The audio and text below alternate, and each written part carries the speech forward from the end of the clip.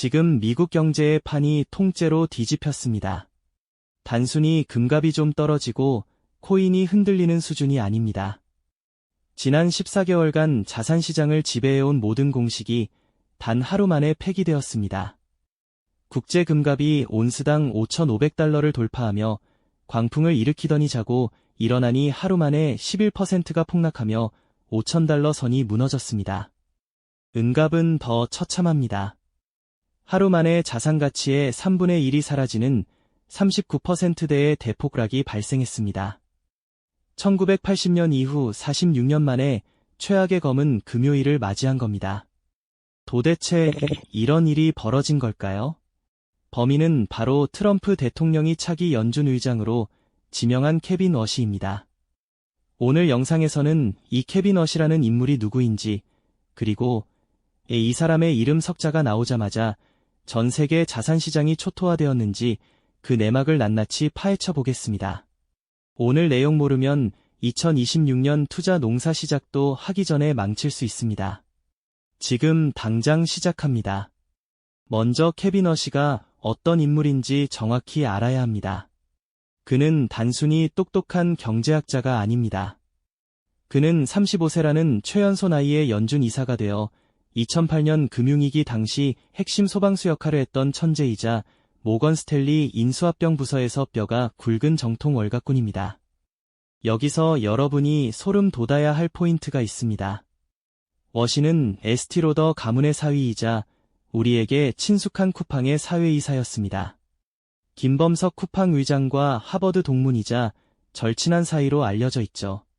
그는 이론에 갇힌 교수가 아니라 기업이 어떻게 돈을 벌고 시장이 어떻게 돌아가는지 몸소 체험한 실전가입니다. 그는 제롬 파월처럼 법학 박사 출신입니다. 경제학 박사들이 가진 고정관념에서 자유롭다는 뜻이죠.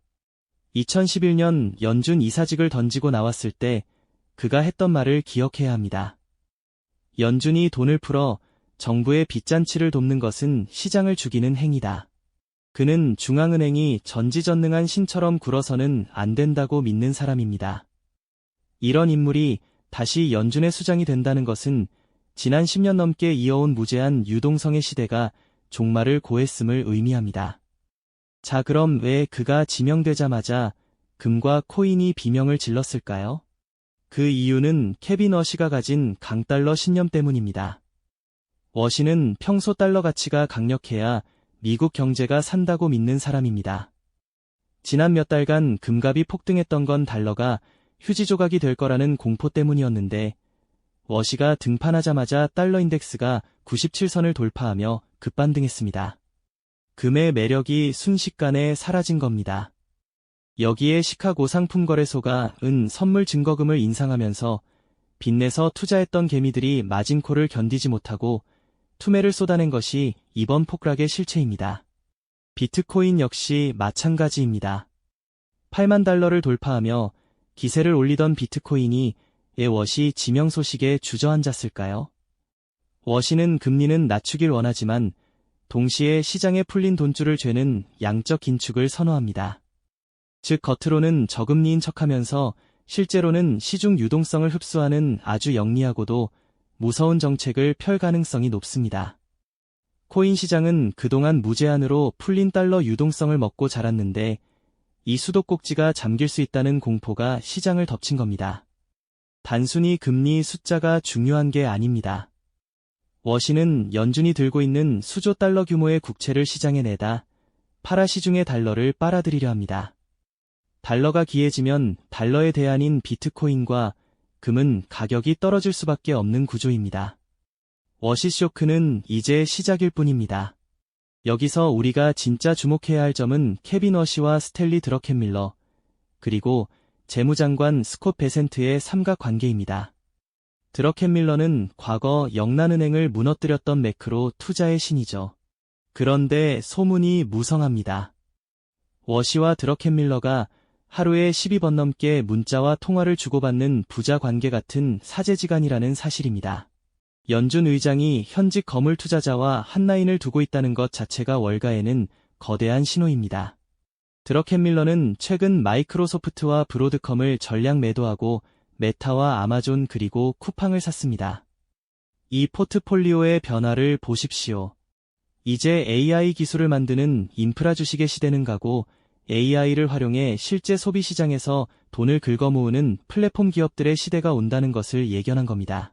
워시는 바로 이런 드러켄밀러의 투자 철학을 통화 정책으로 구현할 인물입니다. 재무장관 스콧 베센트 역시 드러켄밀러의 애제자입니다. 이제 미국의 재정정책과 통화정책이 모두 드러켄밀러라는 한 사람의 머릿속에서 나온다고 해도 과언이 아닙니다. 이들이 그리는 그림은 명확합니다. 강한 달러를 유지해 전 세계의 자본을 미국으로 끌어들이고 그 자본을 혁신적인 빅테크 기업들에 몰아주어 미국의 패권을 공고히 하는 것입니다. 이 과정에서 실체가 없는 자산이나 인플레이션에 베팅하는 자산들은 철저히 배제될 것입니다. 워시는 최근 인공지능이 가져올 생산성 혁명에 주목하고 있습니다. 그는 AI가 단순한 유행이 아니라 1990년대 인터넷 혁명 이상의 디플레이션 압력을 가져올 것으로 봅니다. 즉 AI가 생산성을 높여주면 돈을 풀어도 물가가 오르지 않는 신세계가 열린다는 논리입니다. 이는 트럼프의 고성장 정책을 뒷받침하는 가장 강력한 이론적 무기가 됩니다. 하지만 이 혜택은 AI 기술을 선점한 극소수 빅테크 기업들에게 집중될 것이며 그 외의 자산들은 상대적으로 소외될 수밖에 없습니다. 워시는 과거부터 생산성 향상이 없는 성장은 가짜라고 비판해왔습니다. 즉 돈의 힘으로만 버티는 좀비 기업들이나 희소성 하나로 버티는 원자재들은 워시가 이끄는 새로운 경제 질서에서 찬밥 신세가 될 가능성이 큽니다. 그는 연준의 공식 물가 목표치를 2%에서 3%로 올리자는 파격적인 제안도 서슴지 않습니다. 억지로 금리를 올려 경기를 죽이기보다 성장을 통해 물가를 흡수하겠다는 뜻이죠. 이것은 주식시장에는 엄청난 호재지만 금과 같은 안전자산에는 재앙에 가까운 소식입니다.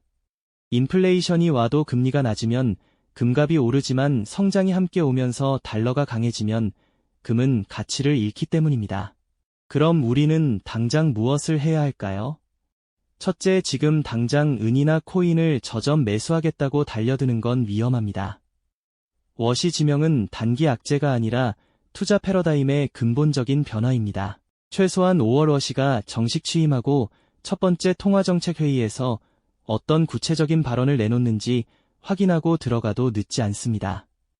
현재 금값의 하방 지지선은 온스당 4,500달러에서 4,700달러 선으로 보입니다. 거기까지는 보수적으로 현금을 들고 관망해야 합니다. 둘째, 포트폴리오의 체질을 개선해야 합니다. 그동안 인플레이션 헤지라는 이름으로 들고 있었던 비중을 과감히 줄이고 오히려 확실한 현금 흐름이 발생하는 우량주로 옮겨가야 합니다. 강달러 국면에서는 해외 매출 비중이 높으면서도 가격 결정권을 가진 독점적 기업들이 가장 안전한 도피처가 됩니다. 특히 드러켄밀러가 주목한 플랫폼 기업들이나 애플, 엔비디아처럼 생태계를 장악한 기업들이 워시 시대의 진짜 수혜주가 될 것입니다. 셋째, 현금도 자산이라는 점을 명심하세요. 워시가 유동성을 흡수하기 시작하면 시장은 한 번 더 발작할 수 있습니다. 그때 모든 자산이 싸게 나올 때를 대비해 전체 자산의 30% 정도는 반드시 현금성 자산이나 단기 채권으로 들고 계셔야 합니다. 2026년 상반기는 누가 더 많이 버느냐보다 누가 더 적게 잃고 기회를 잡느냐의 싸움이 될 것입니다. 넷째, 금리 인하에 속지 마세요. 금리가 내려간다고 해서 시장에 돈이 풀리는 것이 아닐 수 있습니다. 워시는 금리를 내리면서 동시에 연준의 자산을 매각해 시중 통화량을 조절할 것입니다. 이는 대출 이자는 싸지지만 자산 가격은 폭등하지 않는 아주 기묘한 장세를 만들 수 있습니다. 이때는 무조건 실적이 찍히는 종목에만 집중해야 합니다.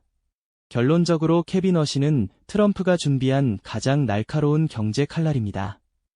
이 칼날은 금과 코인이라는 거품을 걷어내고 미국의 실물 경제와 주식시장을 역사적 고점으로 끌어올리는 도구로 쓰일 겁니다. 지금의 폭락에 너무 공포를 느끼지 마세요. 오히려 거장들이 설계한 이 판에서 우리가 어떤 말을 옮겨야 할지 차분하게 고민해야 할 때입니다.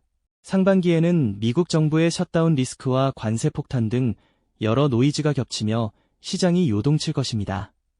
하지만 이 모든 과정은 워시 체제가 안착하기 위한 산통에 불과합니다. 하반기에 들어서면 강한 달러와 낮은 금리, 그리고 폭발적인 기업 이익이라는 삼박자가 맞아떨어지며 주식시장은 전례 없는 불장을 맞이할 것입니다. 공포에 질려 최저점에 던지는 실수만 하지 마세요. 상반기 하락장을 견뎌내고 현금을 장전한 분들이 결국 2026년 하반기 유동성 파티의 주인공이 될 것입니다. 오늘 내용 모르면 2026년 투자 농사 시작도 하기 전에 망칠 수 있습니다. 하지만 이 흐름을 이해한 여러분은 이미 승리한 것이나 다름없습니다. 오늘 영상이 여러분의 자산을 지키는 데 도움이 되셨다면 구독과 좋아요 부탁드립니다. 여러분의 성공 투자를 끝까지 함께하겠습니다. 감사합니다.